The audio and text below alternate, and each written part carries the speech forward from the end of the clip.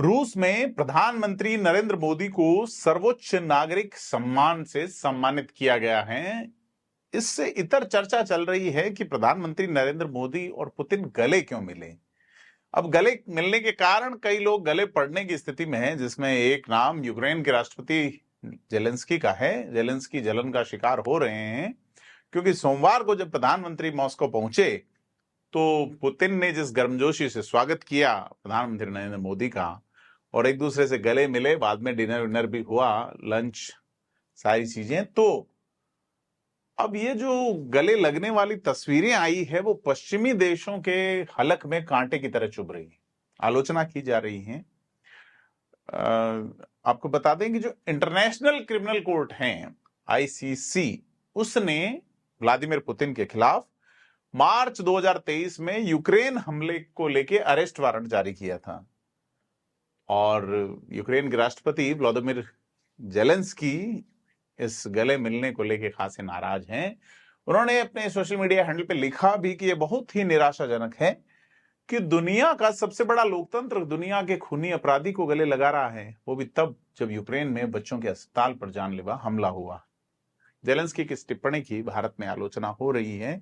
होनी भी चाहिए, क्योंकि भारत के राजदूत रह चुके रशिया में पूर्व विदेश सचिव कमल सिब्बल लिखते हैं कि मोदी ने G7 समिट में जेलेंस्की को भी गले लगाया था और जेलेंस्की पुतिन के बारे में जैसी राय रखते हैं वैसी रूस के लोग जेलेंस्की के बारे में राय रखते हैं। तो जेलेंस्की का ये जो अभिनय है, एक्टिंग है, जो एक कॉमेडियन की तरह है, न कि एक गंभीर राजनीतिक हस्ती की तरह। अब बता दें कि जेलेंस्की जो पेशे से कॉमेडियन रहे हैं, इसको लेके कमल सिब्बल का जो कमेंट है यह इस घटनाक्रम को लेके वाइस वर्सा आया है कि जिस तरह से रूस के लोगों के खिलाफ यूक्रेन के लोगों का भाव है, उसी तरह से यूक्रेन के खिलाफ भी रूस का यही भाव होगा। तो जब प्रधानमंत्री मोदी जेलेंस्की से भी गले मिले थे, भारत सभी को गले लगाता है, ऐसे में क्योंकि पश्चिम मीडिया अब ये कह रही है कि पुतिन पे जो प्रतिबंध लगाए गए हैं उनका असर नरेंद्र मोदी के रूस दौरे के बाद कमजोर पड़ा है, क्योंकि यूक्रेन पर हमले के बाद पूरी पश्चिमी दुनिया जो है वो रूस को अलग थलग करने की कोशिशों में खड़ी है, लेकिन भारत पश्चिम की इस नीति के साथ खड़ा नहीं होकर रशिया के साथ खड़ा हुआ है। तो इससे पहले जब प्रधानमंत्री 8 जुलाई को रशिया पहुंचे, उससे पहले 7 जुलाई को एक व्यक्ति हैं, थिंक टैंक रेड कॉर्पोरेशन नाम की एक संस्था है, उसमें इंडो पैसिफिक के विशेषज्ञ है डेरिक जे ग्रासमैन। उन्होंने 7 जुलाई को एक फोटो शेयर की पुरानी, और जिसमें नरेंद्र मोदी और पुतिन गले मिल रहे हैं। तो उन्होंने कहा कि सोमवार को मोदी शायद ही पुतिन को गले लगाएंगे या चूमेंगे, लेकिन सोमवार के शाम पुतिन और मोदी के गले लगने की तस्वीर आई जो लोगों के गले नहीं उतरी। अब इसे प्रधानमंत्री नरेंद्र मोदी के ट्विटर अकाउंट से शेयर किया गया तो डेरेक ने लिखा कि अनुमान गलत निकला।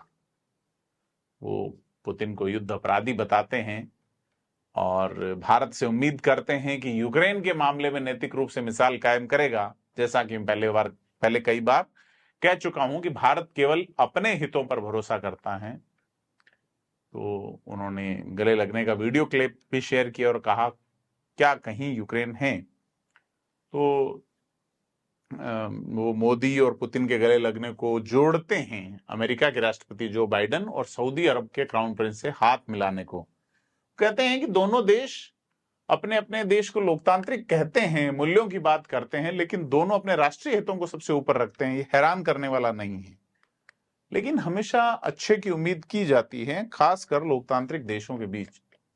क्योंकि सऊदी अरब के पत्रकार जमाल खशोगी की जब तुर्की में हत्या हुई थी और इस हत्या में क्राउन प्रिंस मोहम्मद बिन सलमान का नाम आया, तब बाइडेन ने कहा था कि इस मामले में सऊदी अरब को वो अलग थलग होने पे मजबूर कर देंगे। लेकिन बाद में बाइडेन भी जब सऊदी अरब गए और क्राउन प्रिंस से हाथ मिलाते हैं तो उस पर बाइडेन की भी आलोचना हुई। इसी तरह की आलोचना नरेंद्र मोदी की करने का प्रयास चल रहा है, क्योंकि 2022 में जब बाइडेन की भी आलोचना हुई तो 2024 में नरेंद्र मोदी की भी हो रही है। यूक्रेन में बच्चों के अस्पताल पर एक बम गिरना और फिर यह जो घटनाक्रम रहा है टोटल, उसमें पश्चिमी विचारक अलग अलग बात कह रहे हैं। क्योंकि जैसे ही पुतिन की ओर से यूक्रेन पे आक्रमण शुरू हुआ, उस वक्त तत्कालीन प्रधानमंत्री पाकिस्तान के इमरान खान भी रशिया गए थे। तब इमरान खान के दौरे की भी आलोचना हुई थी।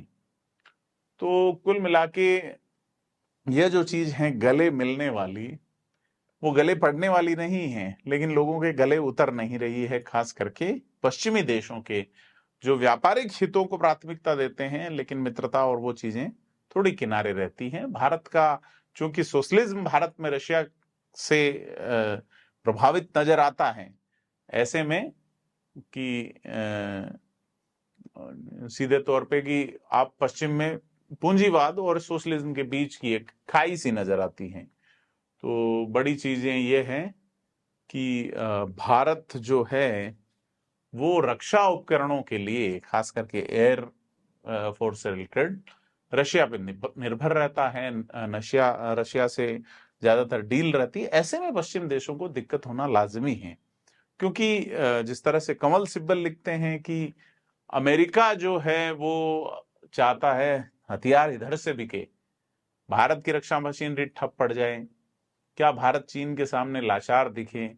चीन अभी भी भारत के साथ सीमा पे आक्रामक हैं और अमेरिका के विश्लेषक आत्म केंद्रित हैं।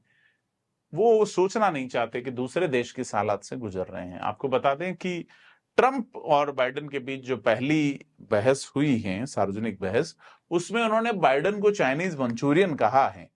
तो चीन और बाइडेन के अच्छे संबंध, उनके बेटे के ज्यादातर कामकाज चीन में है, बिजनेस उनका बड़ा चलता है चाइना में।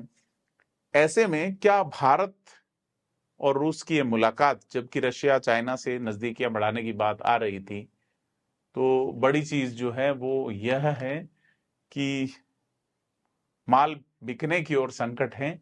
इसलिए गले मिलने का जो चित्र दिख रहा है, यह थोड़ा सा लोगों को असहज कर रहा है। क्योंकि नेटो की बैठक थी, जैसा मैं एक दिन पहले अपनी बात कह चुका, कि नेटो की बैठक से ठीक पहले भारत रशिया का साथ खड़े होना कई मायनों में अहम है। और यह अहम इसलिए है क्योंकि भारत यह दिखाना चाहता है कि वो रणनीतिक मामलों में फैसला लेने के लिए किसी पे निर्भर नहीं है। खास करके मोदी और पुतिन की इस मुलाकात में एक चीज यह भी खास है कि भारत ने भले ही अपने हथियारों के लिए बीते कुछ सालों में अमेरिका, इजराइल, फ्रांस और अन्य पश्चिमी देशों की ओर रुख किया है, लेकिन वह रूस से दूर नहीं गया है। तो कुल मिला के मोदी अपने तीसरे कार्यकाल में पहले द्विपक्षीय यात्रा पे निकले हैं। यानी कि रशिया और भारत का जो दो पक्ष हैं, दो पक्षों की आपसी मुलाकात है। तो बीते 5 साल में वो नहीं गए, और जो ईयरली बैठक हो रही थी वो भी नहीं हो रही थी, दिसंबर में जो होती हैं। तो मोदी जब अमेरिका नेटो समिट से पहले रशिया जाती हैं, भारत जो है वो रूस जाता, मोदी जो है वहां जाते हैं, तो इसको देखना चाहिए कि यह एक द्विपक्षीय दौरा है। क्योंकि इससे पहले मोदी G7 समिट में भी इटली गए थे, जबकि वो मेंबर नहीं बताए जा रहे थे, क्योंकि ये वही G7 है जो कभी रूस के साथ G8 हुआ करता था। लेकिन क्रीमिया पे कब्जे के कारण रशिया बाहर हो गया, और सारी चीज जो है, और व्यापार संतुलन की भी चीज देखे तो भारत रूस से खरीद अधिक रहा है और बेचने का मामला ज्यादा नहीं है। क्योंकि यूक्रेन के साथ जंग चल रही है, ऐसे में रूस की निर्भरता चाइना पे बढ़ी है, और इस स्थिति को भारत के हक में नहीं बताया जा रहा। ऐसे में भारत के लिए बड़ी चुनौती है कि चीन और रूस के बीच की जो करीबी है, वह इस नजदीकी के बीच में भारत अपनी जगह कहां सुरक्षित रखता है, यह देखने वाली बात है। और शायद ये भारत के प्रधानमंत्री को सर्वोच्च सम्मान 15 के आसपास देशों ने दिया है, जिनमें से रूस भी अब शामिल हुआ है, दुनिया की महाशक्ति माना जाता है। ऐसे में कई सारे एंगल से बात देखने को बनती है। आपको क्या लगता है, भारत और रूस की मित्रता, मौजूदा नजदीकियां, नाटो समिट से पहले प्रधानमंत्री का दौरा, पश्चिमी देशों के पेट में दर्द और तमाम चीजों पे आप क्या सोचते हैं? कमेंट करके बताएं, वीडियो को लाइक शेयर करें। धन्यवाद।